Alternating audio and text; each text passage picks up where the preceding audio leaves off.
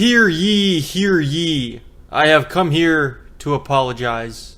Now I know that sounds strange. I never apologize for my actions. I stick behind everything I say. But I do have to say that in this particular case, I may have just been wrong. You see, this entire time I have been bashing the fact that Cody Rhodes won the WWE title, and I've been bashing his title reign.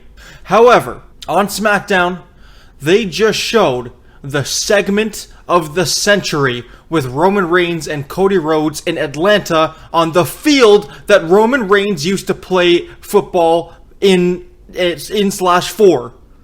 This segment was so powerful. It's these two men with years of history alone in Cody's city, but on the field that Roman used to play football in. And so because of this segment, this excellent segment, I must apologize for thinking that it was the wrong decision to let Cody win. If Cody winning led us to that, then it was worth it. You see, I understand now. Cody needed to win. It wasn't just a spur-of-the-moment thing. It wasn't just a, we don't have any other options, so let's just give it to Cody. No.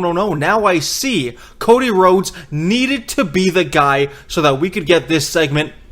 See, there's more history here than we're thinking. And now, this is the perfect time to do a story like this. Cody dethroned Roman, and the two of them got to work together. And again, what does Cody have to do with the bloodline? He doesn't really have anything to do with the bloodline. And I thought it was silly business that he was teaming with Roman when we had a whole bunch of other options. But now I see this needed to happen.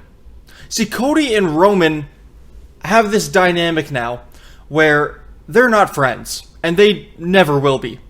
But there's a bigger enemy here. And for the sake of WWE, for the sake of SmackDown, and for the sake of both of them, they must come together and defeat the new bloodline. Now, after this, I want Cody to walk away and do his own thing. I think if Cody stays with this bloodline story any longer than after this tag match, then it's a little bit ridiculous. And then it really just proves that Cody Rhodes' title reign is only relevant with Roman Reigns around.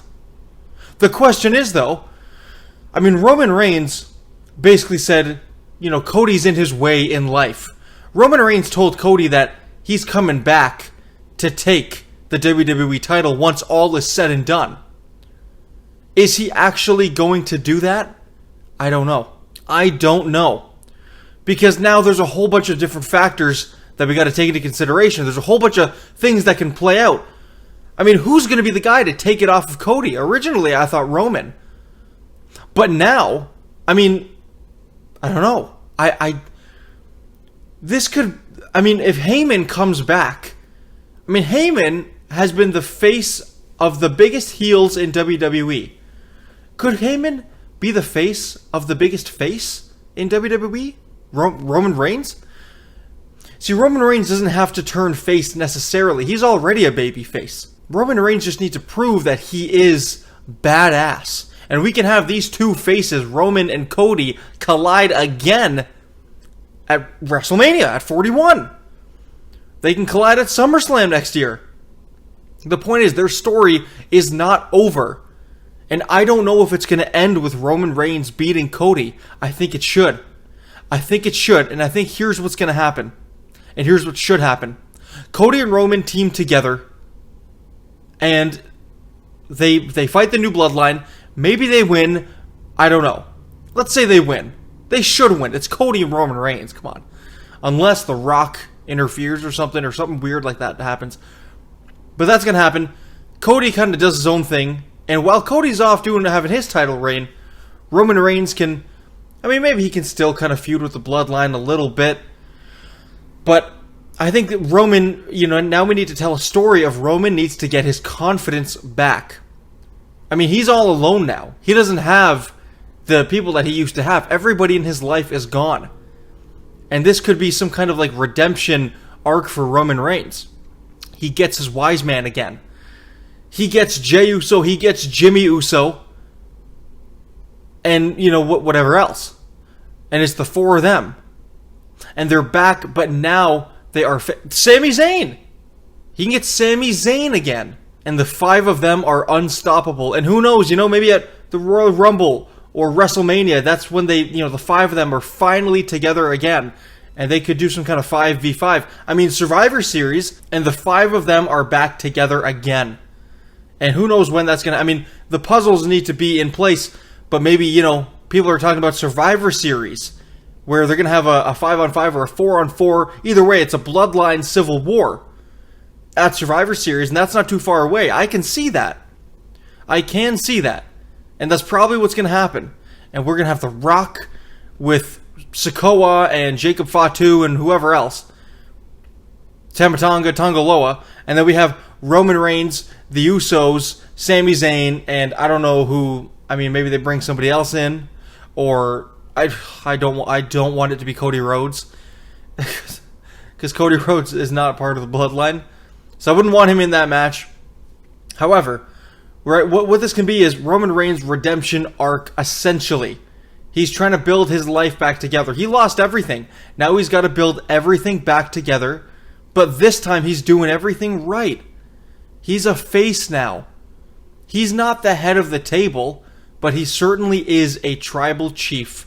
And that is when we get Roman and Rock at WrestleMania. Now, if Cody is going to continue to be in this bloodline story, the only thing that makes sense to me is that The Rock is the one to beat Cody Rhodes. Because if The Rock beats Cody Rhodes and takes that title to WrestleMania 40, and then it's Roman versus Rock for the title at WrestleMania 40, I mean, that would be cinema. And we could do, I mean, there could be something similar to what happened last year. The Rock, and there's all these interferences, and who knows? Cody Rhodes. Maybe Cody Rhodes comes out and helps Roman Reigns win. I mean, I'm getting goosebumps. Is anybody else getting goosebumps listening to this? The Rock might just be the biggest heel of all time. And he comes back and he's going into business for himself and he's whipping Cody with the belt. And he is just like how he was last year before WrestleMania, but like 5 times worse. He's not here for fun anymore. He's not doing concerts on SmackDown anymore. He's coming to whip Cody, and that's it. And he beats Cody up so bad, and then he takes his title. Cody, the most over guy, and The Rock beats him, and now The Rock is the biggest heel ever. And it's Roman versus Rock for the title. Because here's the thing. I don't want Roman Reigns beating Cody Rhodes. If that happens, then to me it just feels like, well, then Roman just should have done this from the beginning, and we should have gotten, we could have gotten a whole different story, and Roman could have beat Hogan's record, and then Cody could have beat Roman, and who knows. But I think at this point, Roman can't be the guy to beat Cody. He just can't. Their feud isn't done. Their story isn't done. But he can't be the guy to beat Cody. I think that's got to go to The Rock. Because Roman is so over as a babyface now, and you got Cody over as a babyface, and I know for a fact Triple H doesn't want any of those guys being booed. Cody is already kind of getting booed. There's hate for Cody on Twitter.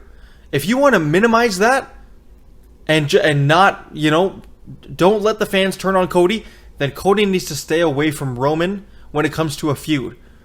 The fact that they're teaming together makes, it's good. That's good. That's great. Because these two guys are the biggest faces in WWE now. They're the faces of the company. You can't let them fight. Not yet. Not yet. I think they need to be civil for a little bit. Maybe Rock beats Cody, and maybe they have a rematch and Rock beats him again, or something happens like that, and Cody is just basically like, listen, I had the title for a bit. I'm staying out of the bloodline. Whatever. Maybe Cody even leaves for a little bit. He leaves like a month before WrestleMania. No, because Cody needs to be on the card. But essentially he walks away from the bloodline story, pretty much. And he does his own feud with whoever else at WrestleMania. And he's the night 1 main event. And then night 2 main event, Roman, Rock. The match we've all been waiting for, and it's for the title. And we, you know, who knows? Jacob Fatu was coming out, and Jey Uso, and this is the official, like, climactic end of, like, the Bloodline saga. WrestleMania 41 is the end game of the Bloodline saga. And Roman is, you know, he's defenseless or whatever. And Fatu is coming out and Sikoa is coming out and they're helping The Rock. And yeah, you know, you got Sami Zayn and Jey Uso and but they're overpowered, whatever. And then Cody Rhodes' music hits and Cody is the one to save Roman in this match. Cody is the John Cena that John Cena was last year. Or The Undertaker, rather. I would say he's probably more like the John Cena. Anyway. And then Roman beats The Rock. And now we got Roman, who has the title, and he didn't beat Cody for it. So they didn't have their match, didn't have a rematch or whatever. Roman's got the title. He's a babyface. He's over. The bloodline has essentially ended. Cody is still a face, biggest face ever. And that's just it. And who knows what's going to happen after that. Maybe Cody turns heel. Either way, that one segment alone on SmackDown had so many elements to it. It had a lot of foreshadowing and a lot of callbacks, and I am just very excited to see what happens with the Cody and Roman saga going forward. So that's all I've got to say about that. You let me know what you thought about that segment. I thought it saved the whole thing. This saves the whole match for me. Anyway, that's it. Good night.